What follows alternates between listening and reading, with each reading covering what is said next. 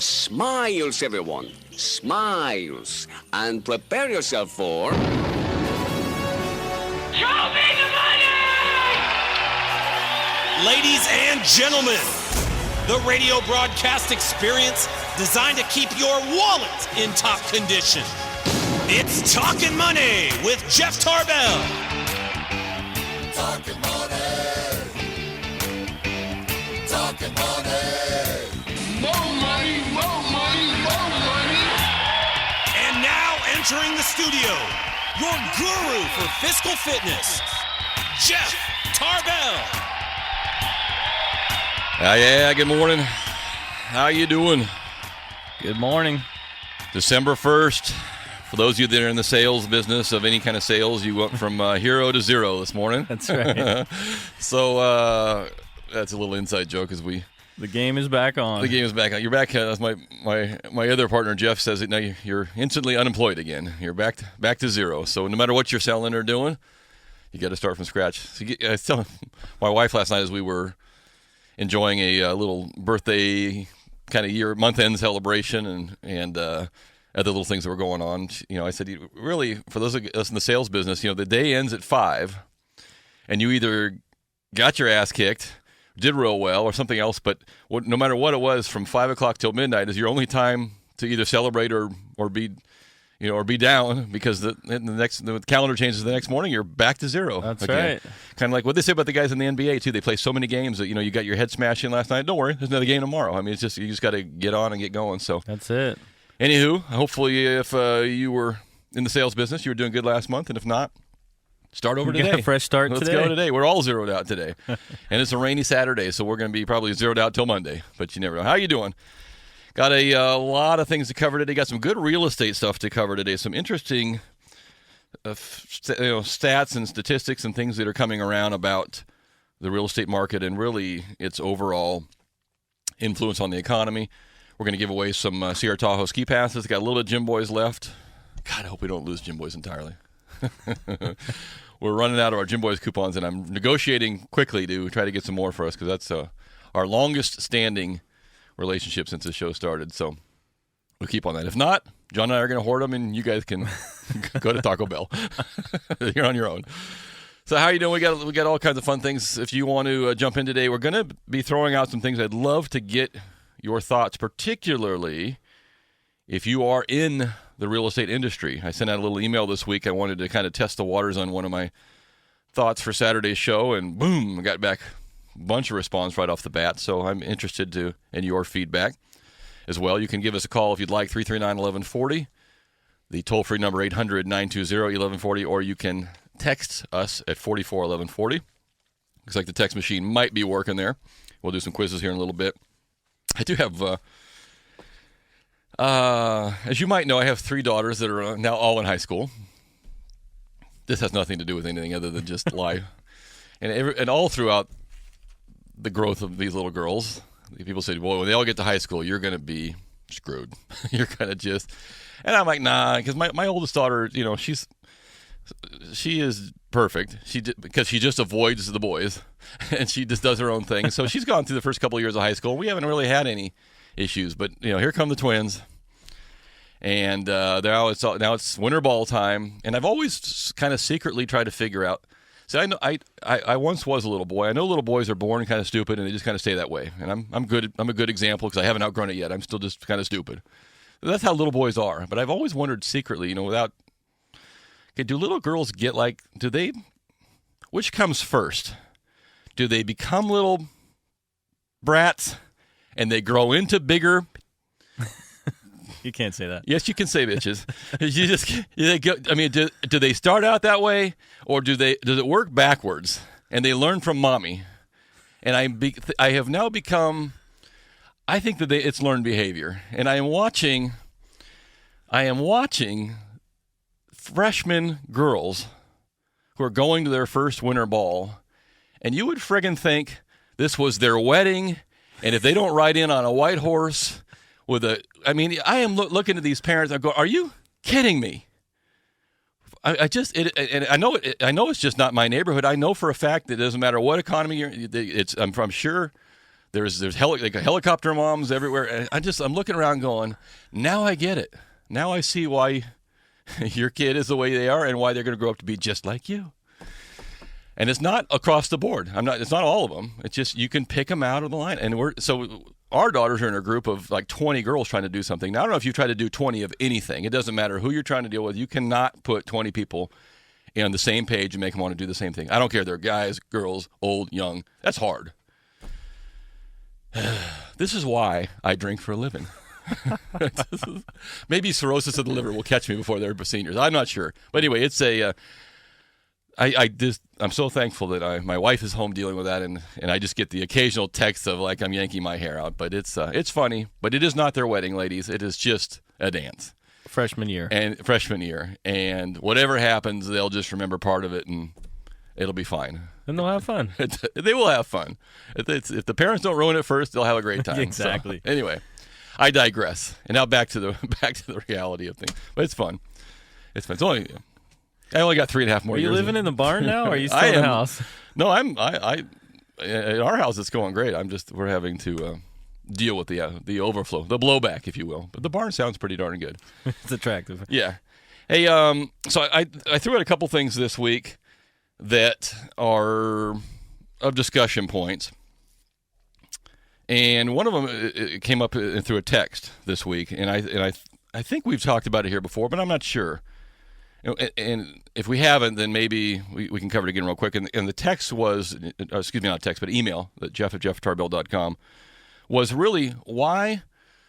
The question was, why is a lender so reluctant to lower my rate if rates got better at the end? And I didn't get any more details other than, hey, Jeff, how come, I'm here at the end and pricing's a little better and it seems like the lender doesn't want to work with me. That was the sum total of the email. And that is a very common question. I mean, John's probably had that question 500 times, and I probably had it 501 times. But the answer is not simple, but it is simple. And so I tell this to people in general. If you're a person that likes to play the market, whatever it is, the stock market, you just kind of like to roll with it and see if you can, score bigger than everybody else. That's kind of your mentality. I'm a person that says don't lock a loan. Don't lock your loan. If you're doing a refinance or a purchase, you don't have to lock in your interest rate going forward at all. But you have to be aware that you're subject to rates going up or down. And what happens is if you lock in an interest rate with a lender, Comstock Mortgage, whoever, they are now committing to you that regardless of what the market does, if you locked in 3.5%, they will deliver to you a 3.5% rate. And so you think, well, that's okay, so what? So I got there and rates were 3%. Why don't you guys just give me 3%? What does it matter to you? Well, here's how it matters. That nobody knows what the market's going to do. So if I commit to John and say, okay, John, 30 days from now or 60 days from now, I'll give you a 3.5% rate. I don't know what rates are going to be in 3.5%. And the market may look at me 30 days from now and say, hey, Jeff, I know you're bringing us that John loan for 3.5%, but everywhere else in the world, we're now buying 3 3/4. So we don't want a 3.5% rate, Jeff. We are buying 3 3/4 today because that's where the market is. So now I'm stuck around with the loan, and I'm like, okay, what do I do with this loan? Nobody wants it at 3.5%. So I have to discount it and sell it to the investor so that they'll earn 3 3/4. So instead of getting $1 back on my loan, I might have to get like 97 cents on John's loan. So I lose money selling John's loan at 3.5%. Now, how do so if that's the business and all of a sudden I take all these locks at 3.5% and I'm going to lose 3 cents on every dollar for doing that, I'm going to be out of business, right? If I do that. So what I do is I go out and I buy something else, some other kind of a financial instrument that when rates go up, it makes me money. So I sell John's loan at a loss, and I also sell this security over here at a gain. And hopefully, if I lost 3 cents, I made at least 3 cents over here, and I got my money back either way. That's called hedging, a very simple term. I lose money in one hand, I make it over here on the other hand, and hopefully I come out together, and I provided a service to John because he wanted to guarantee that, hey, I need 3.5%, in order to make this deal work. So now the question was, why doesn't the lender want to float my loan down? Well, so if rates change and all of a sudden John says, well, hey, Jeff, I want to get 3 1/4, I don't particularly care because I can sell the 3 1/4 rate anywhere else in the world, but I have this other security over here that now I'm going to lose money on. So I need to make a little bit more on yours because I lost money securing your loan. So it works both ways. If I make more money on your loan, I lose over here. It's a balancing act. And so it's very difficult for lenders to put them in a position that says, hey, basically I want you to lose money on my loan here and lose money over here, in order to keep my business. And it's difficult. Now if John just walks, I don't get anything, right? I don't get his loan and I still lost money over here. So it's a very tight balancing act. So I say to you that yes, you could always just pick up and go somewhere else, and that's the threat the consumer holds over a lender is I can just go over to lender B and get that rate. Yeah, if you want to go through all that again. So, and the only reason I bring this up is just so you have a general understanding. It's not that the lender wants to be a hard ass, wants to put you in some kind of penalty. It has nothing to do with that. It's strictly a financial. You actually made a financial commitment with your lender. Yeah, it's securitized. Really. And they made a commitment to you, which is, okay, I will guarantee you 3.5%, but I had to spend money to do that over here. And so there is a true loss when a borrower leaves and there's been a loan that has been hedged. It costs the lenders money. Hopefully it doesn't happen a lot, but it does. It does cost some money. So that's why, and I hope that makes sense a little bit, but that's why it's not so easy for the lender just to say, oh, sure, we'll just float your rate down or do something else too. They have spent money on your behalf, guaranteeing that rate will come around. And so I always think it's interesting when people say, hey, would you float my rate down? I said, sure, I'll float your rate down as long as I can float it up. Yeah, I was going to say that's the key too. Yeah, I'll let your rate come down, but if I go to close and rates are 3 3/4, I'm going to give you 3 3/4. Is that okay? No, I don't want that. That's not fair. Right. I always want to float down, not to float up. Yeah, it's not fair for who? Because right now we're spending all the money on the front side. So it is a little bit of an interesting game. But if you understand it, and now if the market has really, really moved, I mean, just, you were locked at 3.5 and everybody in the world's at 3. Every lender in the world is going to say, you know what, let's come up with some negotiation and get you in between. They don't want to see you walk, and they don't want to go through all the process again either. Right. So, but if you're talking about eighths here and there, it doesn't mean anything in your life, and I just wouldn't lose sleep over it, particularly at these rates. I hope that makes a little bit of sense, and I hope that answers. I didn't even write the gentleman. I don't even know if it was a gentleman. I don't write their name down, but it was a great question. Yes, great question. Number 2, and I've talked about this ad nauseum, but it came up again multiple times this week. And John and I were talking about it before the show today. Is this business of withdrawing multiple withdrawals of cash from casinos when you're at the casino? And I'm telling you, it's a, I don't know, I don't even know how to describe it, because John was saying, well, okay, look at, what if I don't have a gambling problem? What if I have a drinking problem and I'm constantly going over and buying alcohol? Or what if I have a motorcycle problem and I like to, do all these things that are as equally, I consider gambling, for most people that do it, is their hobby. That is their entertainment. I totally get it. Totally get it. In fact, some people are very good at it. And I understand that. And I have other hobbies that don't show up as obvious on my bank statements that are things that I like to do that you may not think are appropriate and somebody else may not think, but for whatever reason, these stand out like a huge red flag. I mean, it's just dang. Yeah. Casino has just an implementation to it. Yeah. And so I was explaining to one of my clients this week, I said, the person asked me, well, do you think my loan could be turned down because of this? And I said, no, I don't think so, because you're so well qualified. But I was telling this person, if you were a first time buyer or somebody who was kind of right on the fringe of qualifying, you look around and at the end of the day, underwriters are still individuals. They still have their own biases and their own personalities, and they can look at something, and maybe you get somebody who just has a thing against casinos, gambling. And if they start adding up all your deposits or your withdrawals, and they made that a debt, particularly because lenders ask for 2 months bank statements, right? So they start adding up, 40, 60, 80, 40, 60, 80, and they start adding these things all up over a 2 month average, and they say, hey, Jeff, John, I got to say your client spends on average about $1,000 a month at these casinos.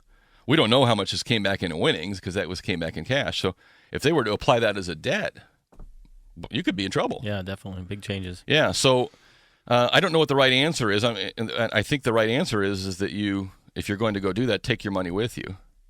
Of course, nobody ever goes expecting to lose, so they think, well, I'm going to bring $100. That'll be plenty.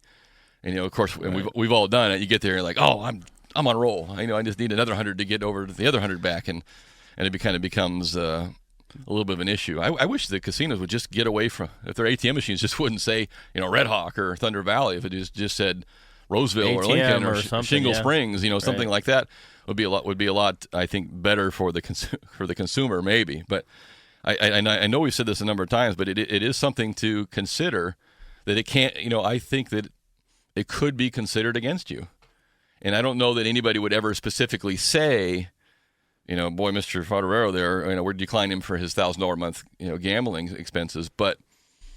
If they had to push you, if you were right on the edge there, I could see somebody maybe saying no. Maybe. So, something to think about. Stay away from the casino ATM machine. Yeah. If you're going to buy a house tomorrow. Well, refinancing could be. Sure. It could be the same thing. So it's not necessarily for a purchase, but I just think it's interesting because I don't know why it's come up more in the last 6 months than probably in the last 6 years. I don't know why it seems to be an issue. Maybe I'm just more keened in on it now, and I'm actually able to pick those up a little bit better. So I don't know. Something to think about. We're going to do some fun stuff when we come back, and we're going to talk a little bit about some issues that are coming up with home sales, some issues that are on the table as far as mortgage tax deductibility, a little bit of Black Friday talk, a little bit of student loan talk, a little bit about take your calls and questions as well. I believe the text is working at 441140, and you can call us at 339-1140, 1-800-920-1140. We do have our first quiz question of the day, and your choice. I'll give you a pass to Sierra Tahoe. Go up there and get some skiing in. I wish it was a little colder right now. Yeah, we could be doing this live right now from Sierra. If it was a little colder, we'd be up there dumping. Or we'll give you a gift certificate to Jim Boy's Tacos. Your choice. So what do you got there? $1 for your thoughts. Okay. So the question here is, there's a lot of talk here about replacing the dollar bill with a dollar coin. Yeah. Remember that coin with, who was on that Susan coin? B. Anthony dollar? Right? That was a big popular hit, right? Yeah, kind of like the Twinkie. No, the Twinkie was popular. But the question is, what would the savings be if we did away with the dollar bill? So we would not have a dollar at all anymore, or it would be a coin? It would be a coin. Okay. So if we got rid of the paper dollar bill and went to a dollar coin, the annual savings? Yes. Wow. Is it a big number? It's a big number. Really? Yeah. 339-1140, 1-800-920-1140. You can text us at 441140. How much would the U.S. Treasury save switching over from a paper dollar bill to a coin dollar?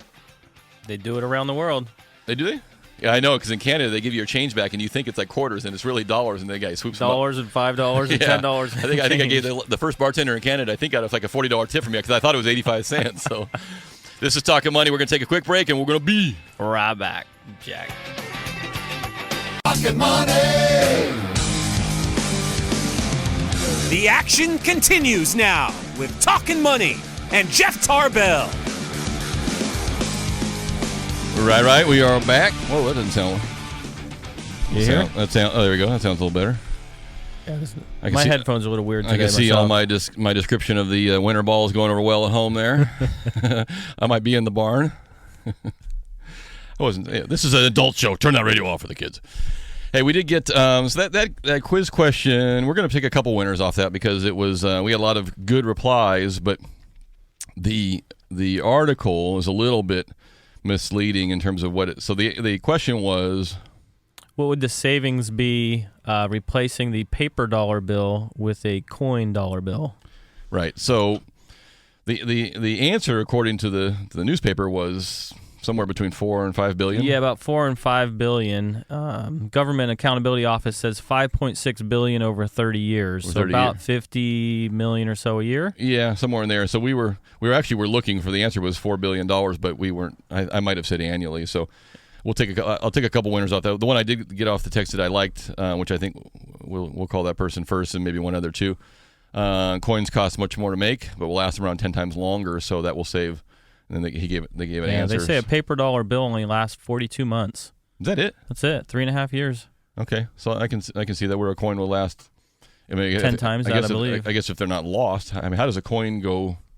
I mean, there's coins from the 18. I mean, how does a coin go bad?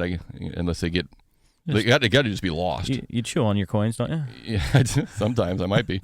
So we got that one out there, and I'm not sure whether they took skiing or Gym Boys, but Oh, is it skiing? This is not skiing. That's cross country. This is downhill skiing. That looks like a chipmunk. We're doing charades now. It was starving to death. That wasn't a ski. That was not a good ski thing. Get up on the desk there and give us some downhill. So hey, I threw this out this week, and I wanted to get your opinions and a few things too. One thing I wanted to talk, before I get to that, one thing I brought up was with John before the show. There is Black Friday over? I mean, this year, again, every year we see the people, the TV, they're out there at the malls, and of course there's always somebody gets in a fight over something, and that's got to be on the mall. And of course this year was Roseville, which I guess had nothing to do with the shopping, but nonetheless, there's Black Friday. But I think that the two things that I thought were interesting this year to me was the Black Friday, Cyber Monday. It seems to me, maybe I missed it. John said he thought he caught more of it than I did. Seems like I didn't get into that Cyber Monday stuff. Like when we broke any records this year on Cyber Monday. Is that going away now? Are the big box stores, are they doing, the brick and mortar stores, are they doing a better job of getting you to, come into their store before Cyber Monday so you already get the deal, so you don't. I think there's a lot more promotion on the big box stores for sure. I do too. I think they've done a much better job. Instead of sitting around going, geez, I hope John and his family come to our store shop this year. They're really, really aggressively, getting ahead of the game a little bit, and I think they're trying to damp down some of the Cyber Monday. So for me, it didn't seem like there was a lot of Cyber Monday talk this year. Like we didn't. I don't know. It seems like last year it was just like we had this humongous one day and computers crashed and we had all this business, and I didn't get any of that this year. Did you? So the other thing I wondered is Black Friday kind of done? I mean, are the stores now saying we're going to try to get you in the day before Thanksgiving and Thanksgiving evening and Saturday and Sunday after Thanksgiving? Because I don't know if anybody else was out on Black Friday, but my daughters were out and they said, "Oh, the parking lot seemed like it was full. That didn't seem like there was a lot of people in the malls." So are they spreading that? I've never done it myself, Jeff. Yeah, I haven't either. But are they spreading that out now better and trying to get you in? I think it's criminal when they start doing Christmas stuff before Thanksgiving. It's just one of those things that just irritates me to no end. But I was talking to some retailers even when I was getting a phone this week replaced or repaired, and she said, "Man, we've been playing Christmas music since way before Thanksgiving." She's like, we're just leaking that thing out. That should not be allowed. I know. I mean, what are we going to do? So the halfway mark is July 1. So on July 2, we start marketing, end of year Christmas stuff. I don't know, but I'm just wondering if the whole the whole Black Friday thing is coming to an end, where the stores are going to try to get you in earlier and earlier, and they got to get your dollar before somebody else does. So they're going to keep trying to eke that day up a little bit too. We're going to have if Thanksgiving's on Thursday, we're going to have the Red Wednesday, or it's going to be some other way to kind of pull you in before you can get online and buy your stuff. So I don't know. I'll take your thoughts and let me know if you were out on Black Friday shopping or you did any Cyber Monday online shopping. Let me know. But this year it seems like both of them were not, and I don't mean that economic wise. I just mean it just didn't seem like it was like it just got pulled out a little bit, spread out a little bit more. So maybe we're not going to see those big news articles anymore on Fridays about Cyber Monday and Black Friday. But that's my thoughts. I'll take yours if you want to jump in there at 339-1140. You can text us at 44-1140.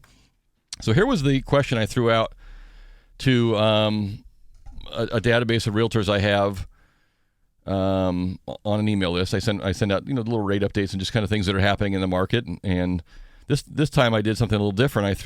I kind of threw out a topic, which I don't usually do. It's one of the things that came to me this week after a number of discussions, and I threw it out to some realtors, and boom, I got right back, a couple, 3 or 4 instant replies back, which is unusual.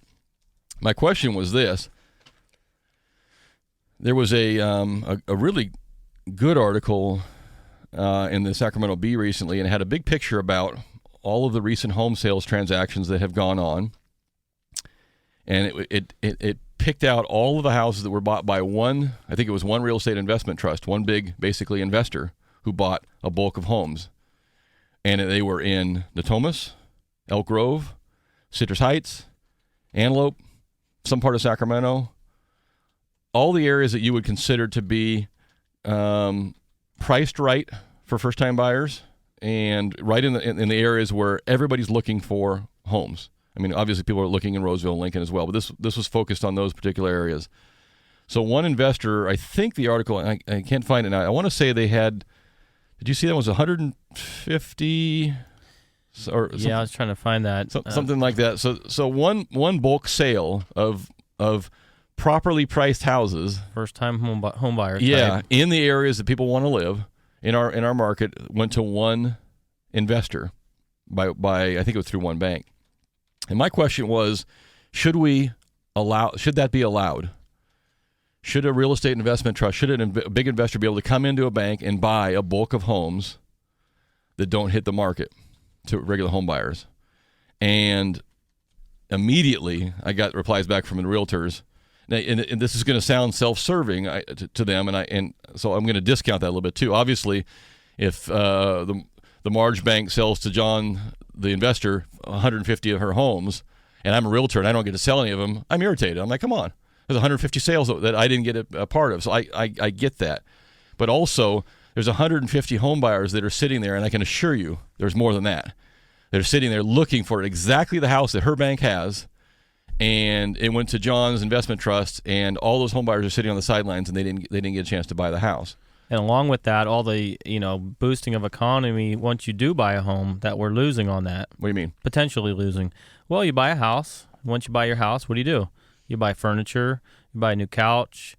You light replace fixtures. things. You paint it. You rewire it. You probably have a long list of what you do once you buy a house. Yeah, of course we went overboard, but I've always said that whenever someone buys a house, their car never looks as good in the driveway. So they always got to get a different car. But the little rugs they have in the bathroom don't look right in that house. The light fixture in that house doesn't look the same. Nothing looks the same. Is the same anymore. So what's the impact on?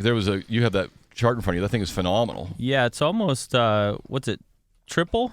3 times. As far as 3 times. So if you buy a home, the increase in GDP just based on all those other pieces, the growth is just phenomenal. You could do 1 percentage point by buying a home, yeah, and then it triples because of all the add-ons, essentially. All the spin on. So I asked our resident realtor there, who's on right before us, Vince Mastraka. How you doing? I'm doing fine. Good. I appreciate you hanging around. So it's nice to be in here. I'm on a different side. I'm not looking through the glass. It is weird, isn't it? You sit over Yeah. there. You could just sit back, have your coffee. Like, I don't even have to even work. So being a guest is always way better than being the host. This is a new experience. That's right. So Vince is here, and Vince does you're a realtor through Lion, right? Yeah, I'm golf and real estate. There you go. Yes.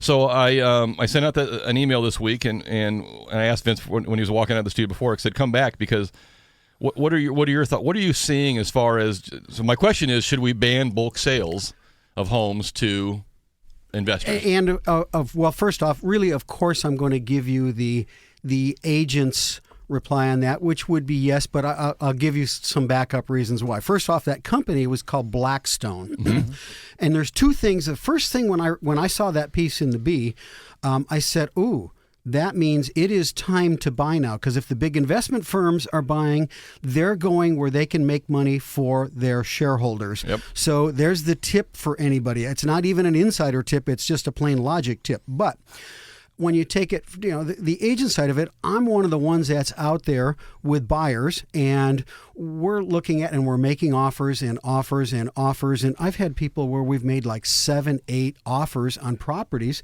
and we're unable to get them. And these would be first-time buyers trying to do something. The move-up buyer, I'm not as concerned with really, but the first-time buyer is basically being denied. And then in the interim, they're qualified for a certain amount of money, but the investment firms come in, buy the bulk sales, and they do it just like a flipper, but they're doing mass flippers, but they can afford to sit on a property longer, so they can put even a higher price on it. So while it's good to move the market back up, what they've really done is they've taken away all this inventory out of the market. It's not a natural movement, I don't feel, going that way. And you look at, so I think Blackstone is converting theirs to rentals for a while. Yes, until the market comes back. And right. 500 houses in the past few months. So here's the, I guess, in all reality, we would be moving toward a communist state to say you're a private business, cannot do what you want to do that's in your best interest. The bank and Blackstone and everything else too. My only question is this: is who is the selling entity? Now, if these are loans, so if Marge's bank in there is carrying a portfolio of Fannie Mae and Freddie Mac and FHA loans, and she's the president of the bank, and she says, well, I don't want to deal with Vince and all these little agents, and I don't want to deal with individual offers. This is a waste of my time. I'm just going to bulk sell them all out. And then she goes to Fannie, Freddie, and FHA and says, oh, by the way, I lost money on all these deals, so you guys need to pay me back. That would be wrong. Because what she's done is taken the easy business approach and then gone and asked the government to bail her out because she didn't want to go do an individual sale. My guess is that most of these are portfolio-held loans. So a Bank of America or a Wells or somebody says, look, we don't get our money back. That's a good thought, yeah. From Fannie or Freddie. And so realistically, I probably couldn't go to Marge's Bank and say, boy, it's your own money. You want to take a loss, take a loss. But somehow, it seems to me with all of the government oversight we have on everything we do, why isn't somebody looking at it and saying, just the exact chart John had in his hand here, look at, guys, if we could get a sale from Marge's Bank through Vince to John on a one-by-one basis, instead of me the REIT, then John will pay, generally on an open market, an individual will pay more than for a house than on a bulk sale. So I'll pay you $110,000 per unit. John will pay $150,000 for that house. Mm-hmm. And on top of that, then once John buys the house, Vince gets paid, the escrow company gets paid, and then John goes out and looks at the house and goes, oh, my God, this place has been beaten, and goes to Home Depot and spends $7,000 bringing the place up. We stimulate the economy Absolutely. in about 8 different directions that way, between the retailers, the contractors, the agents, everybody in there. But then that still doesn't really solve the problem of this, not really a backlog of houses, but the amount of time it has been taking banks to process things. But my agent side of that one still says, gee whiz, what have we done? It's the taxpayers that we work for the government, which is really working for the institutions at this point because of all the bailout funds. And then what are the institutions doing? But now they're coming along, they figured some things out, and they're going to enrich other institutions. Right. It doesn't feel good. It just doesn't feel good. I agree. And then you can go into it, too. If you buy 500 homes in Sacramento area, and now they're all rentals, how's that change the neighborhood? Yeah. Well, we got to take one break. Can you hang around? Because I'd love to. Well, I want to read you this, though. And this was from an agent who I know very well, has been around with Colwell, and she was referring to the Valley High area. Anybody familiar with Valley High? A little bit. Okay. Yeah. So her comment was that back in '75, when Valley High was brand new and beautiful, investors came in at the end of the '70s. They bought everything they had and put an FHA loan on it, and made them all into basically rental properties. And this agent's belief was Valley High never recovered from that. It became a tenancy occupancy. People were coming and going. There was never any families built. There's just a difference of having a neighborhood when if everybody's tenants, then you don't paint your house. Your kids don't get ingrained in the schools. They're in and they're out, and they're moving what high. And Valley High, to this day, has probably never recovered from that stigma of becoming just a high rental area. And before you hit the break, I would trust what the agent says on that, only not because I'm an agent there, but we feel it. We're out there fighting the fights every day. We're out there selling the houses, listing them, working with buyers, contacting other agents. So an agent, that's probably a pretty accurate representation because that particular agent has lived it a little bit. Yeah, less than 75. We're going to come back. I want to talk about the mortgage tax deduction.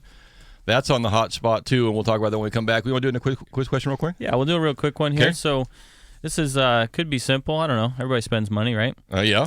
So the question is, what has become the world's largest music retailer? Who is the world's largest music retailer? How much today? do they sell? $7.5 billion in the fiscal 2012. In music, okay, I want to give you more than that. So who's the number one retailer of music in the world? 339-1140, 1-800-920-1140. You can text me at 441140. Got a ski pass here at Tahoe. I know snow's coming. If it's not washing down the hill, It's coming. December 1st. It's only December. That's true. We got an early start this year. Or we can send you to Jim Boy's if you prefer. This is Talkin' Money. My name's Jeff Tarbell. That's John Fodorero. That's Vince Mastracco. We're going to be right back, Jack.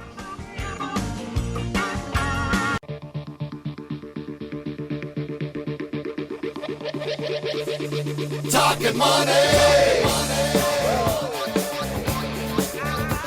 And we're back. It's Talkin' Money with Jeff Tarbell. That band's probably sold a few songs Yes. on Walmart. The number one Walmart. Walmart's the number one seller, right? That is incorrect. Amazon. That is incorrect. Tower. Give me one more shot. Tower. I don't think Tower. Tower's in last. Tower didn't quite make it. Yeah, Apple iTunes, $7.5 billion fiscal 2012 revenue. Interestingly enough, also is that number is up 39% from 1 year ago. Yeah, so we were talking about that during the break. Why are sales up 39%? I think it's because you've got other bands that held out, and we use the example AC/DC. I think the Beatles for a long time were not on there. So a lot of these bigger bands, maybe who were trying to sell their own records, said, "Forget it. We'll take." So how much does Apple get? So as you say, if I sell a $1 album, how much does Apple get? The information I see is about 30% of that, so 30 cents to the dollar. Okay, goes to Apple. So yeah, there you go. Good little side business. That's just for putting somebody's music on a hard drive and letting people buy it. And they're doing it well. Yeah. Make it simple. Like we were just talking about, if you're going to buy music, your first thought is iTunes. You're not going to go to acdc.com or Tower Records or the mall. Yep. I mean, you just log in, boom. You don't even have $1 in your pocket. It just happens. CDs are obsolete. They are. We were talking before the break there. If you are just tuning in, we'll take your calls and questions if you like. 339-1140. You can text us at 441140. That other voice you hear there is Vince Mastracco, who does golf in the mornings and real estate during the week. And the question I threw out this week to a variety of realtors was, should there be a ban on bulk sales of homes? And Blackstone was the group that was featured locally and purchased. Did you say 500 homes? 500. So in 500 the last homes. few months. And about 40 a week. And those are homes. We're not talking about $500,000 and $600,000 and $800,000 homes that would otherwise be sitting around. We're talking about 125 to 225 homes. The sweet spot, the spot where all of our first time buyers are sitting there. And Vince was lamenting before the break about having these making 6 and 7 and 8 offers for a first time buyer. And here's the challenge for realtors and lenders and the first-time buyers is that we make such a diligent effort to bring them in the market. We try to coax them out of their rental houses, and rates are so great. You got to come do this, and the home ownership's great, and the prices is great, so you finally get a first-time buyer, if you will, to kind of peek their head out of the foxhole and say, okay, I'll think about doing it. And then you beat the hell out of them with lending conditions to get them pre-approved. Okay, they're still standing a little bit, they're wobbly. And you prop them back up a little bit, and you hand them to a realtor, and you go, now here, you take them out, and then they get the crap kicked out of them because they make 7 or 8 offers, and they're like, Vince, I've made 8 offers, I've done everything you've told me to do, and not one of my offers is accepted. Something's wrong with me, and they don't have any experience to fall back on, and they're so frustrated, and then they just quit. Yeah, they will quit, and that's on the buyer side. I'll give you a couple recent examples with listings. I did a listing that was in the sweet spot, under $200,000. Just a couple months back, and we priced it purposely about we felt was 10 to 15,000 perhaps above the market or at the very, very top of the market. The first day it hit, I had an agent call me and say, hey, where did you get the comps on this? And I said, I don't. Yeah, don't. Mm-hmm. But we'll see. We ended up getting 18 offers, 16 before we turned off the pipeline, 16 of which were all over the list price to boot. So, the property did appraise. We had to try to do this somewhat judiciously, but there we go with it. And the sellers tried to be conscientious. They actually countered 4 of the offers, figuring, well, that'll flush it out. All 4 of them came back, just even trying to go higher. So you've got some problems there. And then another one that I did was, again, in the sweet spot, 200 zone, Carmichael property. We listed really at the top of the market, got into escrow within 10 days. But while in escrow, I got an agent that said, we want to submit a backup offer. Can I still show the property because my people are desperate and we're even submitting backups now? It's like, that's where it's at. I mean, yeah. So I think that, all of the kind of feedbacks I got from different realtors on that particular one was very same. I think that the public sentiment is this, and I think that this other agent put it succinctly. Inventory is low. Banks need to work with the public now and not against them. The public is the body that bailed out the banks, some of our larger financial institutions. The one that are still in business because the public propped them up are now the ones that are working against, the individual sales. And so it's a difficult decision. Do I think really that can happen on privately held homes from a portfolio in the bank? No. And do I think it should? No. I mean, really, I don't. If a bank wants to take a bulk sale and loss, they're not in the real estate business. I understand why they don't want to do individual sales. What I think that they should do, if they could define it right, is find an entity that is willing to come in and buy 150 homes for resale. Hey, we're going to come in. Yeah. We're going to find the ones that are really dogged out. We'll clean them up a little bit and we'll sell them. Those are considered flips, but it may take some time. But maybe choose that offer over. And I don't mind flips because they freshen up the property, and so they pick up the neighborhood. So I really don't mind flips. Right, and you're still getting that GDP. You're getting people out working, getting contractors, Home Depot, all those other pieces. I think that's the key thing in Sacramento. We need it. It helps with jobs. It helps with moving money around.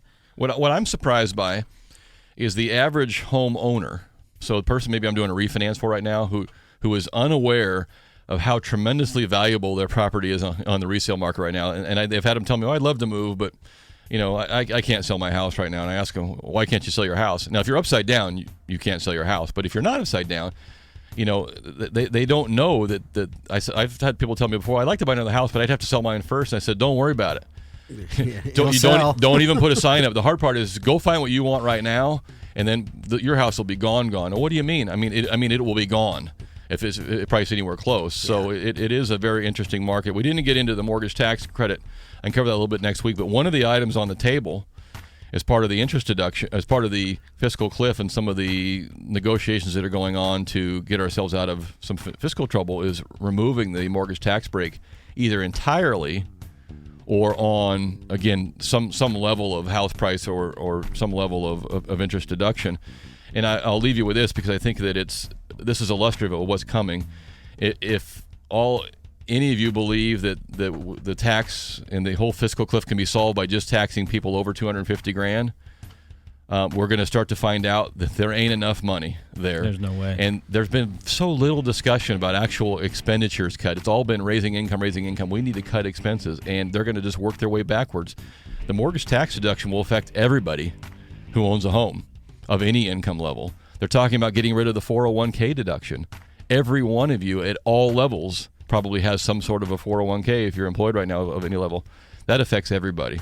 So we'll talk about this some more as you go on, but this is a good topic. We'll cover this some more. Vince, thanks so much for coming in. Thanks for having me. Yeah. That's it for another Saturday. Hopefully you pray for a little bit of snow. We'll see you next week, everybody. You can find this show on podcast at jefftarbell.com. We'll see you next week. Be cool.